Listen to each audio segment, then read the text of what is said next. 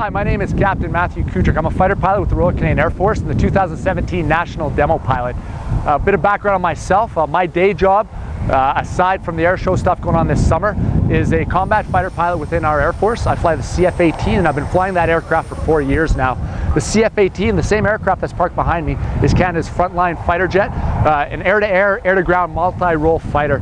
This jet has seen operations overseas as well as within Canada with NORAD, Northern Sovereignty operations. I'm training frequently with the United States Air Force, Navy and Marine Corps, as well as experience serving overseas with coalition operations. This summer, I feel like the luckiest guy in the Air Force, if not the world, because I get to fly this special F-18, sharing our celebration, our enthusiasm with Canadians. You notice the paint job behind me? On top of the jet, we have the red with the Canada 150 maple leaf. What that is celebrating our 150th birthday as a country, 150 years united as one nation, and a huge milestone. A huge milestone for our country and a huge milestone for our Air Force. So my team and I are absolutely thrilled to take this airplane and share with Canadians. This weekend, we're down here in Lethbridge, Alberta. This is special to me on a personal level. This is our very first air show in Alberta this year. Myself, I see myself as an Alberta boy. Grew up on a farm just outside of Vegreville, Alberta. Went to university at the University of Alberta in Edmonton, and Alberta always feels like home. My squadron right now as a fighter pilot is based in Quebec, just north of Quebec City. But being able to bring the demo aircraft back to Alberta, back to Lethbridge, feels good, sharing it with Albertans down here in southern Alberta. So it feels good to be back out west.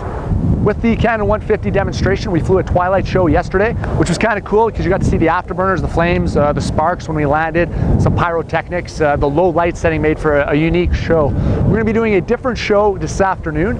I'll be taking this aircraft up. We're going to be showcasing the professionalism, but the aerodynamic and tactical capabilities of this aircraft. So you'll be seeing a full aerobatic display, loops, rolls, high performance passes, high-speed climbs, so on and so forth.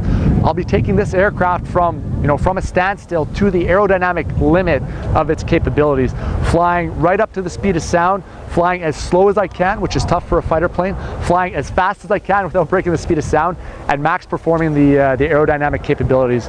It provides in my opinion, an exciting show as we showcase the capabilities of Canada's fighter jet. The demo itself is quite demanding, albeit short. So to give you an idea of the fuel burn and what I experienced in the cockpit, because that is linked, I take off with full tanks of gas and I'm out of gas in 15 minutes. That's because I'm in afterburner going as fast as I can, as high as I can, and turning as sharp as I can for the duration. So in 15 minutes we go from full fuel tanks to empty, and I spend most of that 15 minutes at 7 or 8 G. That means the force of gravity, or the force I'm feeling in my body, is 7 or 8 times my body weight. The blood is rushing out of my head. My lungs feel heavy to breathe, and I have to squeeze every muscle in my body to keep that blood in my brain so I don't pass out. After 15 minutes of flying the demonstration, I am somewhat fatigued. I'm sweaty. It feels like I've been in the gym for about an hour and a half. You got to take a shower after flying the demo, especially in these temperatures, because it is that physically demanding.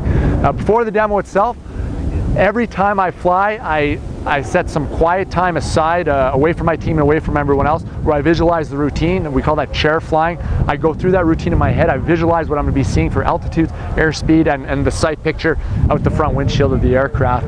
And that's important because once I'm actually flying the demo, things are happening so quickly. Decisions have to be made very rapidly. I have to know what to expect and be able to judge the information in front of me to make those decisions. So that's the preparation I go through every day. Now, back it up. Behind that, I've spent 6 weeks training to get to this level with the demonstration. So there was a six-week training regime. We started in the simulators, then we went out to Comox, taking advantage of the weather there in April and May, and a robust, extensive training program to make sure that we can get to the point of max performing this aircraft at low altitudes near a crowd in the safest manner possible. And everything we do, the safety is the absolute top priority.